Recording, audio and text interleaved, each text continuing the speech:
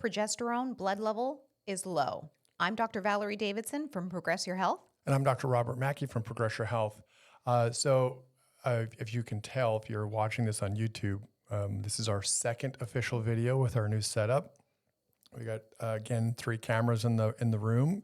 I'm looking at a camera there. You're looking at a camera right next to me, and we have another shot over there. I think it's pretty cool. Oh, I think it's awesome, except I don't know what camera to look at. Yeah, right. Yeah, well, maybe we just won't look at the camera. You and I will just talk about a question. We have one from Kendra today. This one came in through, again, Ask the Doctor. We appreciate that. She's actually from Monroe, Washington. We changed her name, of course, so there's no identifying information, but she is from Monroe. She doesn't realize, though, but we actually used to live in Carnation right down the street on a little lake there called Lake Joy, which she'll know where that is. Nobody else knows where that is, but she'll certainly know where that is. Now you and I are actually back in Bellingham now. We actually like it up here. No, I love Bellingham. Granted, when we were in Carnation, that was really nice too. Or we were, because Monroe was right next to Carnation, so we were really close. We probably could have been neighbors. Who knows? It's not that. When you're driving, from Carnation to Monroe, it's a little bit of a drive. So Monroe, Duval, Carnation, and you get into like the east side, like Issaquah and Redmond and all those places. It was really nice little area. It's kind of away from you're close to the city, but you're away from the city. So why don't we go ahead and read Kendra's question, and we'll just dive right in. All right. So, hello, I have so many questions. When talking about progesterone numbers in your podcast, are you referring to nanograms per deciliter or nanograms per milliliter? Also, if serum progesterone is consistently less than 0.5 nanograms per milliliter, 16 hours post 200 milligrams oral, is that an indication someone may need to dose twice daily to protect the uterine lining? I've seen so many people say that progesterone only stays in your body about 12 hours. I take 200 milligrams oral progesterone at 8:30 p.m. every evening in order to test my estradiol biased cream applied at 8:30 in the morning. My labs are always taken around 12:30 p.m., and my progesterone on the last 3 labs has never been above 0.7, and that would be nanograms per milliliter. I know that you've said the level should be around 1.5 to 2.5 the next morning, so not sure if I did my labs 12 hours post-dose, if that would make a difference, but I'm concerned that maybe I'm not holding sufficient progesterone during a 24-hour period. Well, this is a little trick that when you are testing someone's progesterone level, when they're taking oral progesterone like she is, that number should almost always be greater than 1 as opposed to less than 1 for a menopausal woman, of course, right? So what do you think about Kendra's question? Well, I think like she was saying here that she took it at 8:30 and then she didn't have her blood test until 12:30, around noontime the next day. That's probably a little long to test it because truly when you're taking the oral progesterone at night, it can make you sleepy. So you don't necessarily want it to stay in your system too much the next morning, but you have to have a little so that you can ensure that you're absorbing enough to protect that uterine lining. So there's probably a timing issue here, or it could also be maybe a sustained release versus an instant release. Yeah, right. So whether it is a progesterone, bioidentical progesterone, sustained release from a compounding pharmacy, or if it's an instant release Prometrium from a big box pharmacy. So what would you expect there? Let's just say, comparing those two, I would expect that the instant release would be in and out really quick, right? So her blood level would look like this, where if it was sustained release, it potentially would, which we would hope it would last a little bit longer. And that is true, but I will say even with the patients that I have that I use an instant release, and that's usually because that sustained release was too high. Like the next morning, their progesterone was at 12 or in the teens, and I'm like, oh, that's a little too high for the morning. Right. That's why you're feeling groggy. So let's switch you to an instant release. I still want it to be over 1. Yeah, right.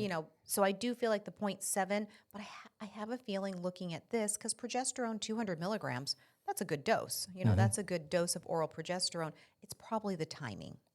Yeah, right. Yeah, she takes it at 8:30 at night. She goes to the lab 12:30 the next day. Like I said, that's a 16-hour wait time. It'd be interesting if she went to the lab, first thing in the morning, maybe not worry too much about the bias, just to solve this one issue, to see what that blood level is roughly 12 hours later. Oh, yeah, that's a great idea. It's Or a little just, bit, even a little shorter if you can do it. Take it a little bit later at night and then go to the lab first thing in the morning. So it's as short amount of time as possible without, with being able to sleep off the progesterone, right? yeah. Not taking it first thing in the morning, because then she'd probably be fall asleep at the wheel or something on the way to the lab. Oh, you mean oh yeah, I wouldn't recommend Kendra take progesterone orally or anyone take progesterone orally in the morning because it can make you a little tired. And that's So one I of the wouldn't, reasons why we use yeah, the oral is at because of that night, yeah. fact. Yeah, right. So you think it's just more of a timing issue because 200 milligrams, we very rarely, if ever, go above 200 milligrams. So her question, taking it twice a day, 200 in the morning and 200 at night, a little overkill. She would be tired. Sure. She would automatically know that too. I tried that 200 in the morning. Ooh, I got tired, or groggy or Yeah. too relaxed. But you said something really interesting that because I love how she's very particular. So Kendra is like, okay, I take this at 8:30 at night. Sure. I take this exactly 8:30 in the morning. So I like that she's got that routine, which is really nice.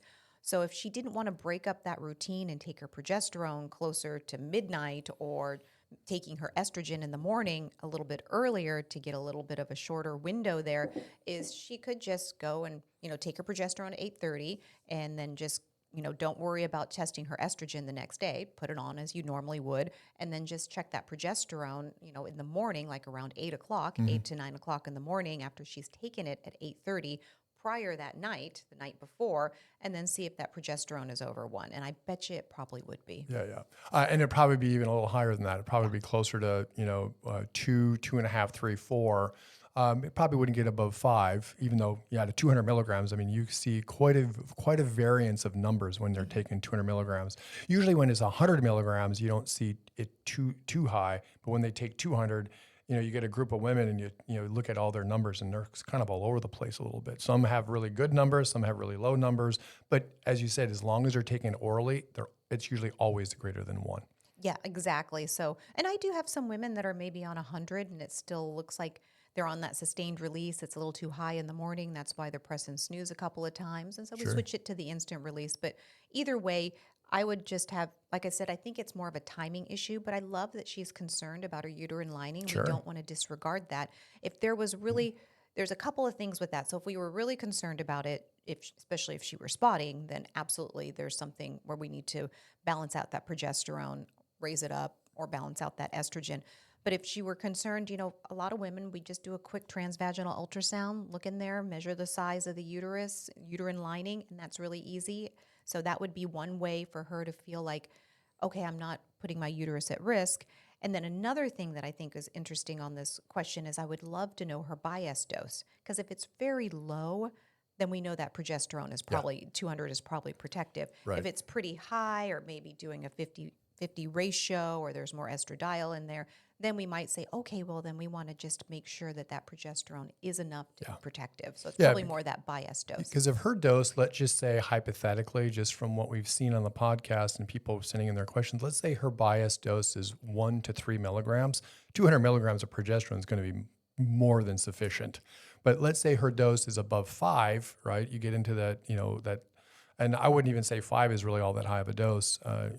Certainly you can go higher than that.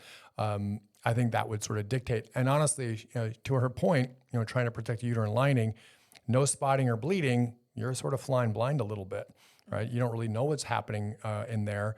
Uterine cancer is not going to develop in a few months, maybe not even in a few years, but the longer you go, the more potential risk there is. So I know we talked about this on another episode before. Women go in every year for a pap smear, which screens them for cervical cancer.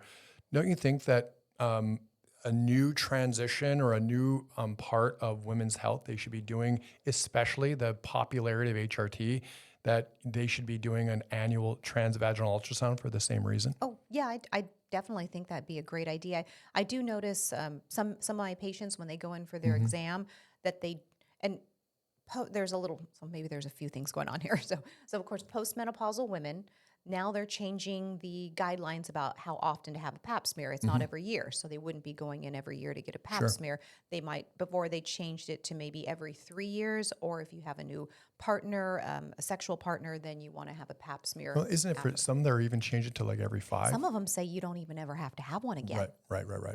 So, So where do you think that is it a monogamous relationship, or they're at a certain point in their life? Where do you fall on that, at least on the pap smear side? well, I definitely think if you have a new partner, because when they're doing that, checking for cervical cancer, that can come from HPV, which you can get, and you can get from another partner, and you can't test men for that. So I do think so. So it might even be that she's not necessarily needing a exam, or it might be every 3 years or every 5 years. So she would just need to be sent in for a transvaginal ultrasound. Instead of. Yeah. So, and that's what we do too. If we have, just every once in a while, it might say, or if they're feeling crampy or we're not sure if the doses or whatnot is, I'll just, write them up a rec to go down to the local radiology department and get a transvaginal ultrasound. They're usually in and out, and it's pretty easy. Yeah, right. And especially for a case like Kendra's, when you're sort of worried about something and you're taking HRT, the whole point is not to be worried, right? Because I don't really think, especially if you're at a fairly low bias dose, I don't really think there's a lot to worry about as far as risk factors, or potential cancer risk. But the fact that she's concerned about it, if she did have an annual transvaginal ultrasound, it sort of gives peace of mind and eliminates that potential problem. No, absolutely. I agree. Even with the thyroid, we work with a lot of thyroid patients well, sometimes, especially if they're more Hashimoto's necessarily, I would want to get like a quick little thyroid ultrasound. Sure. You can, so just ultrasounds I know are that there's a easy. lot of attention put on the nodules. What do you think about a whole nother subject? What do you think about ultrasound for thyroid, monitoring thyroid nodules? Oh, I think that's a great idea. If you're going to have nodules, you want a family of nodules. That's less Yeah, risk, right. looking at cancer. One nodule is a little more suspicious than having a few of them. But, monitoring them, I do that every once in a while too, and follow that along. There's an idea there that those nodules are going to turn into cancer, which I don't really think is all that quite accurate. Like you said, multiple nodules is actually pretty normal. 10 to 15%, maybe 15% plus is going to have multiple nodules.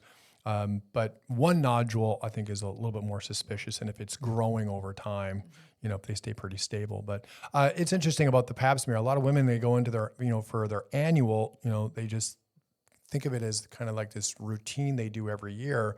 And I don't know really, based on what you said, I don't think that pap smear itself really provides a tremendous amount of information or a lot of value. Okay, which is why now they're changing the guidelines, obviously. Yeah, sometimes on there, your pap smears say like endocervical cells were present, so or there'll be a little, or they'll even get a little spotting on there, and they'll notice there's some uterine cells there. Like I said, the endocervical cells or uterine cells, and they'll say, oh, maybe it's thick. We should do an ultrasound. So sometimes it can give you some information. I think pap smears are good. They'll tell you if you have parabasal cells, because parabasal cells are immature vaginal cells. So then that tells us, oh, this woman, she's postmenopausal, she's got parabasal cells. It'll say predominantly parabasal cells on the, when you read the information on a pap smear and, the results on a pap smear, and that'll tell us that, oh, she probably has some atrophy, because you have the immature vaginal cells. They need the estrogen to grow up to become mature vaginal cells. So that tells me, oh, we might want to do maybe a little estriol to kind of, Sure. help with that atrophy. And usually they'll know too, like, yeah, it's a little dry down there. Yeah, so I was just going to ask you that too. So if those are showing up on a pap smear, then you would expect her to have some type of symptoms of some sort. Yeah, exactly. Yeah.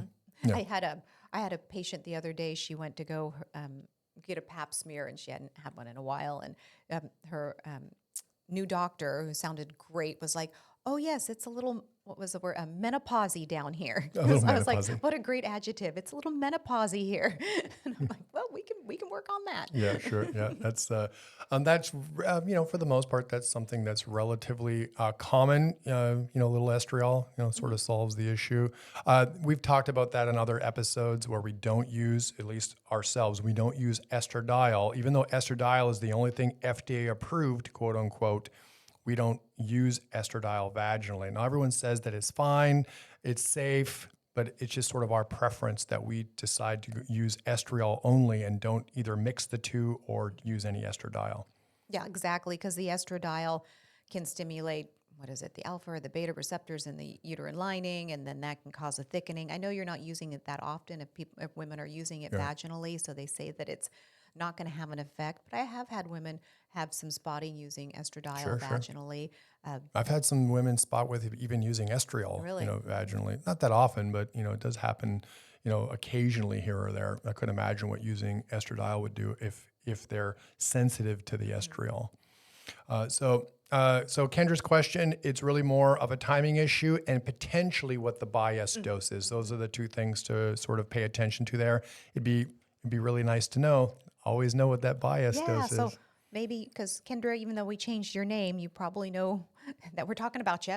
So tell us what your dose is, and then also too, because I know she asked about the units. So we always use the nanograms slash Per milliliters. milliliter, yeah, nanogram per milliliter. She's the first one that has ever asked. I She love she that. must she must have a little bit of a medical background, Hmm. or she's just really into the numbers because she's the only person that has ever asked about units, right? I mean, usually we just talk about the numbers and leave the units off, which I think the units, every lab has their, at least in America, anyways, has the pretty standard units for depending on what test. Are you looking at all the I cameras? don't know what camera to look at.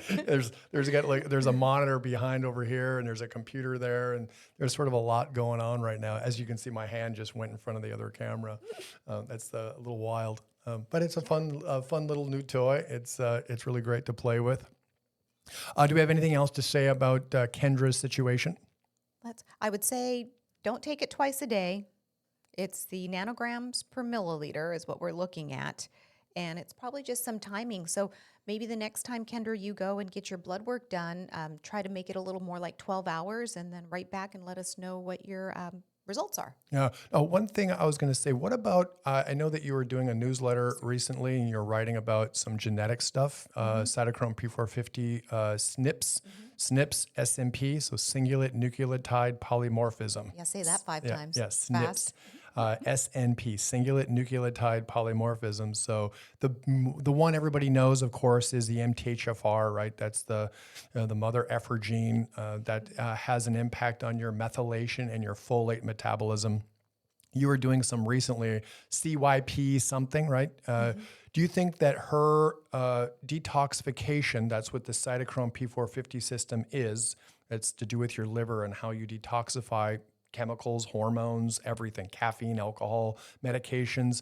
Do you think that potentially she could have a mutation or a variant of one of those cytochrome P450 genes that would make her clear out progesterone faster than, let's say, someone else, or a group of women that, doing a little study or something, 10, 15, 25 women, and maybe hers clears out faster than the rest? With the genetics, that would tell us a little bit more about how she processes the hormones, because that has to go through the phase two. There's phase one and phase two detoxification.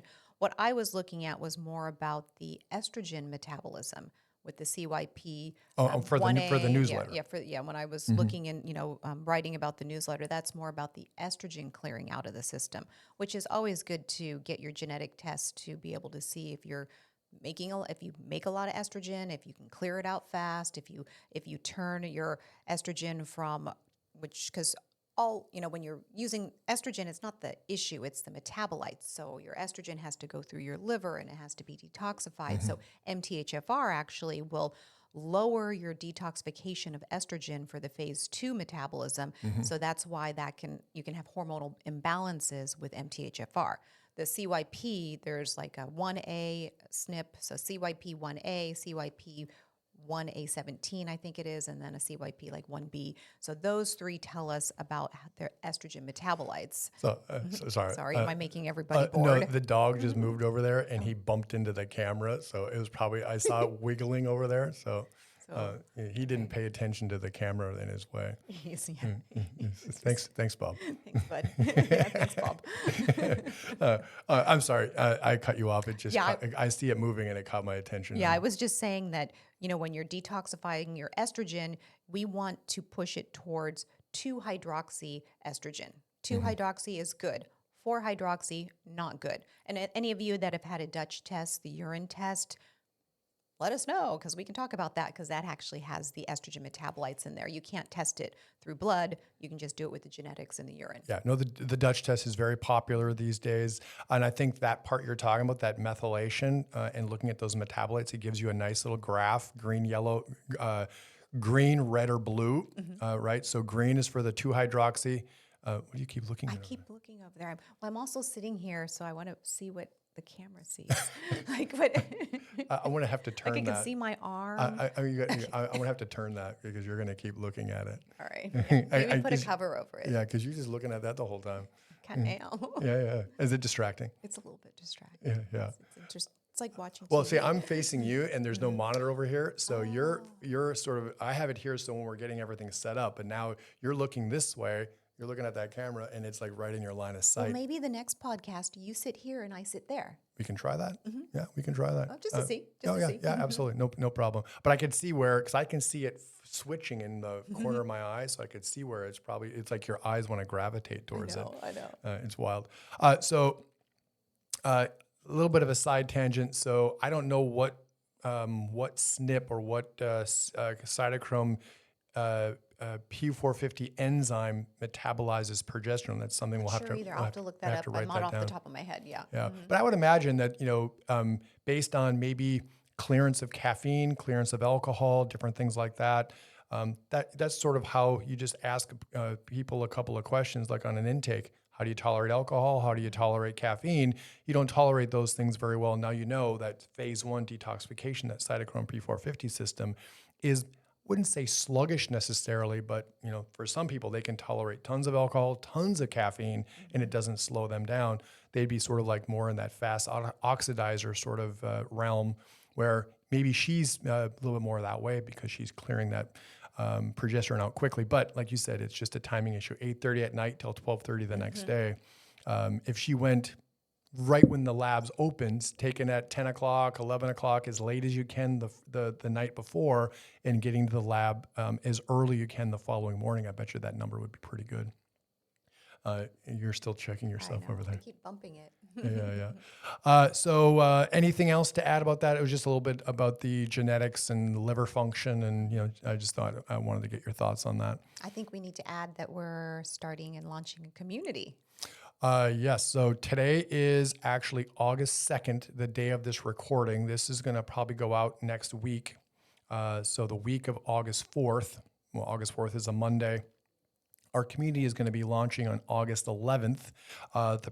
So our business, or this podcast, the Progress Your Health podcast, our business is Progress Your Health. We're launching the Progress Your Hormones community.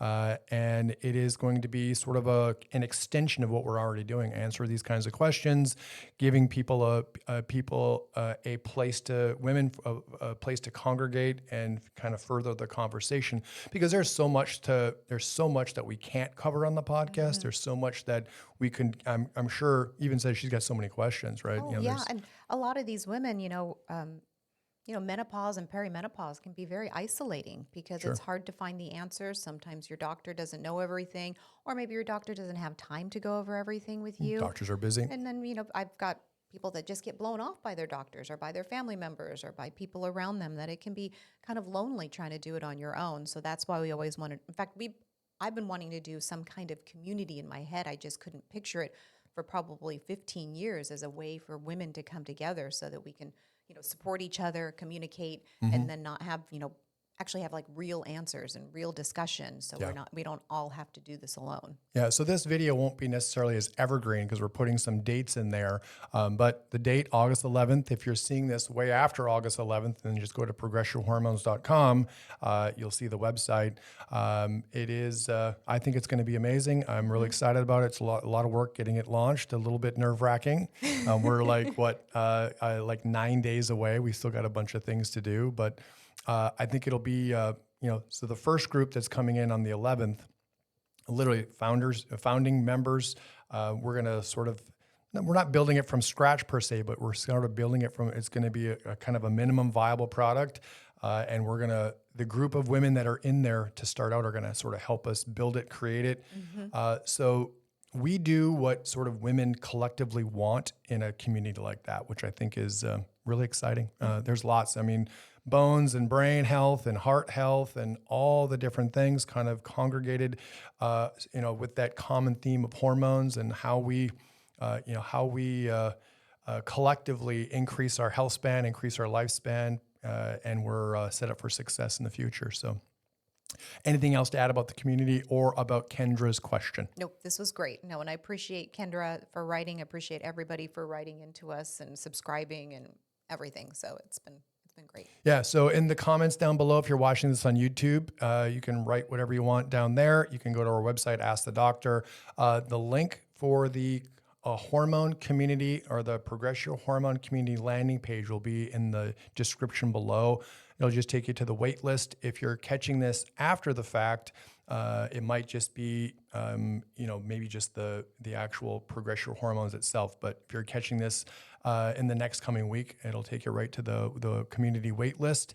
And we hope to see you on the inside. So until next time, I'm Dr. Maki. And I'm Dr. Valorie. Take care. Bye-bye. Take care.